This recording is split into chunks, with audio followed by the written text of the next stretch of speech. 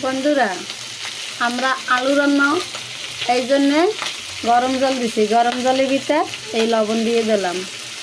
যখন এই গরম জলটা উতরে দেবে তখন আমি আলুটা দিয়ে দেব। আর এদিকে আমি মাছের মাথা সুন্দর করে ভাজতে আসি। যখন ভাজতে যখন একটা সেন্ট আসবে, ভাজা গন্ধ আসবে, তখন আমি মাছের মাথাটা উবাইয়ে ফেলাবো। বন্ধুরা, আমার মাছের মাথাটা দেখো আমি গুঁড়ি গুঁড়ি করিয়া কড়া করিয়া ভাজছি। আমার মাছের মাথা ভাজা হয়ে গেছে সুন্দর। দেখো আমি আর ভাজবো না, এখন ওটাই ফেলাবো। এখন বন্ধুরা, এখন আমি আলুটা দিয়ে দেব।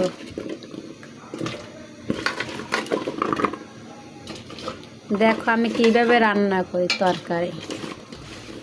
সবসময় তো সব তরকারি রান্না করে দেখাতে না, আমি রান্না করি, আমার অনেক সময় লাগে রান্না করতে, এই জন্যে আমি সব ভিডিও দেখাই না।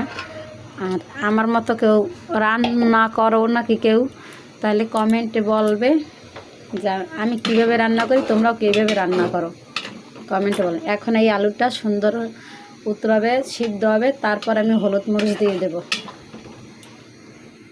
আমি আলু রান্না করতেছি, আলুটা কত সুন্দর গলিয়ে গেছে দেখো, দেখেছো? দাঁড়াও আমি কড়াইতে ডালকে দেখাইতেছি, মানে এইভাবে বুঝবো না। দেখো কত সুন্দর কালারটা আইছে। আর 2টা টমেটো ছিল ছোট্ট ছোট্ট, আমি এটা দিয়ে দিয়েছি যে ফালানো যাবে, তাই জন্য দিয়ে দিয়েছি, কিন্তু টমেটো এমনি দিই নি কিন্তু। এখন আমি মাছের মাথা দিয়ে দেবো। এই যে মাছের মাথা ভাজা ছিল, এই যে কড়া করে ভাজছি, এটা দিয়ে দেবো।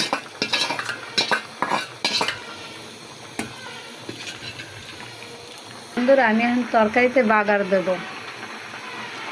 আমি তেল দিয়ে দিচ্ছি অল্প। বন্ধুরা দেখো আমার তেলটা হয়ে গেছে, তেলের পরিবর্তন হয়ে গেছে কালারটা, এই জন্য আমি এখন তেলের জিরা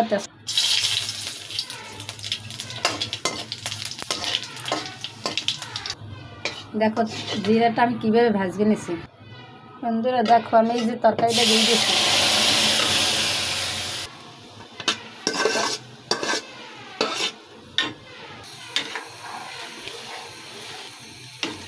এক কোষ আলু রান্না এইভাবে রান্না করে দেখছো তোমরা।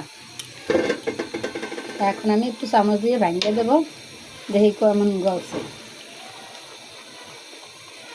ভালোই গলছে।